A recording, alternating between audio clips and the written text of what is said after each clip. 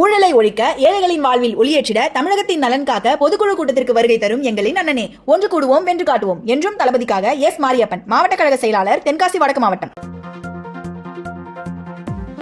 மத்திய அரசின் வக்ஃபு திருத்த சட்ட முன்வடிவுக்கு எதிராக தமிழ்நாடு சட்டப்பேரவையில் முதல்வர் மு.க.ஸ்டாலின் கொண்டு வந்த தீர்மானம் நிறைவேற்றம். அதிமுக, பாமக உள்ளிட்ட கட்சிகள் ஆதரவு.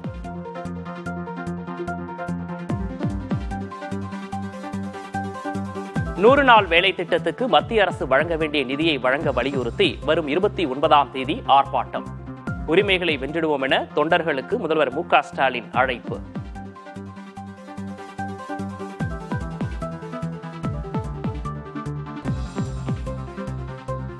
இருமொழி கொள்கை குறித்து உள்துறை அமைச்சர் அமித்ஷாவிடம் வலியுறுத்திய எதிர்க்கட்சித் தலைவர் எடப்பாடி பழனிசாமிக்கு முதல்வர் மு.க.ஸ்டாலின் நன்றி. அடுத்த முறை டெல்லி செல்லும் போது வக்ஃபு திருத்த சட்ட முன்வடிவு பிரச்சனை பற்றி பேச வேண்டும் எனவும் கோரிக்கை. தமிழ்நாட்டுக்கு வேண்டிய உரிமையை நான் கேட்டிருக்கிறேன், இருமொழி கொள்கையை பற்றி நான் பேசியிருக்கிறேன் என்று நிருபரத்தில் சொல்லியிருக்கிறார். சென்னையில் வந்து இறங்கிய பிறகு அதற்காக நான் உள்ளபடிய இந்த அவையின் சார்பில் அவருக்கு நன்றி தெரிவித்துக் கொள்கிறேன். அதேபோல் இந்த பிரச்சனையும் அடுத்த முறை டெல்லிக்கு செல்கிற போது அவர் வலியுறுத்த வேண்டும் என்ற அந்த வேண்டுகோளை வைத்து என் உரையை நிறைவு செய்கிறேன்.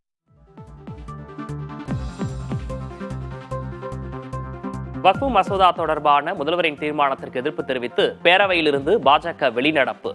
அரசுக்கு எதிரான பிரச்சனைகளில் இருந்து மக்களை திசை திருப்பும் செயல் என வானதி சீனிவாசன் விமர்சனம்.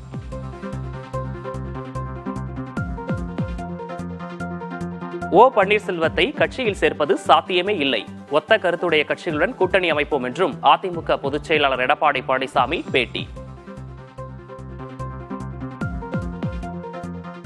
தலைமை கட்சி அலுவலகத்தில் இவர் தலைமையில் ரவுடிகளை கூட்டிகிட்டு போய் அதை உடைச்சி அந்த தலைமை கழக புனிதமாக அனைத்து இந்திய அண்ணா திராவிட முன்னேற்ற கழக தொண்டனுடைய கோயிலாக இருக்கின்ற அந்த தலைமை கழகத்தை என்றைக்கு உடைத்தார்களோ அன்றைக்கே அவள் அந்த கட்சியில் இருப்பதற்கு தகுதி இல்லை.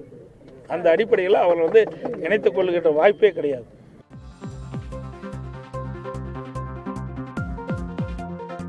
அதிமுக பொதுச் செயலாளர் பதவியிலிருந்து இபிஎஸ் விலக வேண்டும். ஓ பன்னீர்செல்வம் வலியுறுத்தல்.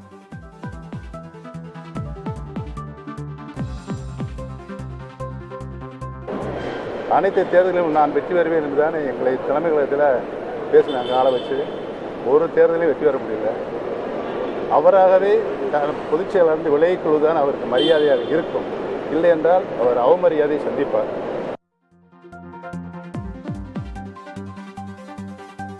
தமிழக வெற்றிக் கழகத்தின் முதல் பொதுக்குழு கூட்டம் சென்னையில் நாளை நடைபெறுகிறது. சுற்றுப்பயணம் குறித்த அறிவிப்பை விஜய் வெளியிடக்கூடும் என தகவல்.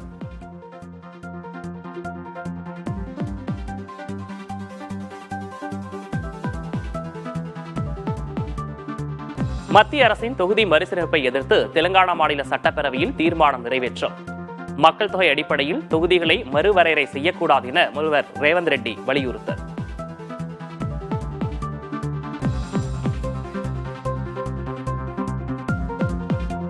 சென்னையில் தொடர் கொள்ளையில் ஈடுபட்டு வந்த கொள்ளையன் சல்மானுக்கு ஏப்ரல் 9 வரை நீதிமன்ற காவல்.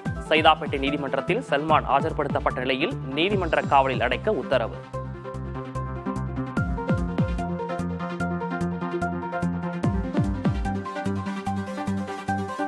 ஜூன் 2ஆம் தேதி இசைஞானி இளையராஜாவுக்கு தமிழக அரசின் சார்பில் பாராட்டு விழா. லண்டன் சிம்போனி நிகழ்ச்சிக்காக சட்டப்பேரவையில் முதலமைச்சர் மு.க.ஸ்டாலின் அறிவிப்பு. 66 உதவி பேராசிரியர்கள் நியமனத்திற்கு ஒப்புதல் வழங்க மறுத்த சென்னை பல்கலைக்கழக உத்தரவு ரத்து. உதவி பேராசிரியர்கள் நியமனத்துக்கு 4 வாரங்களில் ஒப்புதல் அளித்து உத்தரவு பிறப்பிக்க ஆணை.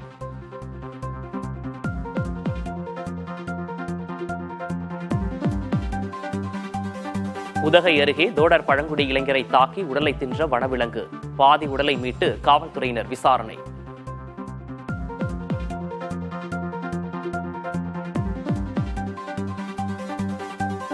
பிரதமர் மோடியின் அழைப்பை ஏற்று ரஷ்ய அதிபர் விளாடிமிர் புட்டின் விரைவில் இந்தியா வருகிறார்.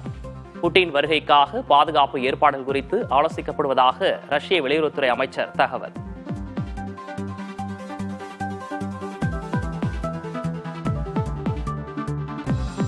வரிகள் மூலம் ஆண்டுக்கு $100 பில்லியன் வருவாய் ஈட்டுவதே இலக்கு. அமெரிக்க அதிபர் டொனால்ட் ட்ரம்ப் பேட்டி. ஊழலை ஒழிக்க ஏழைகளின் வாழ்வில் ஒளியேற்றிட தமிழகத்தின் நலன் காக்க பொதுக்குழு கூட்டத்திற்கு வருகை தரும் எங்களின் அண்ணனே, ஒன்று கூடுவோம் வென்று காட்டுவோம் என்றும் தளபதிக்காக எஸ் மாரியப்பன், மாவட்ட கழக செயலாளர், தென்காசி வடக்கு மாவட்டம்.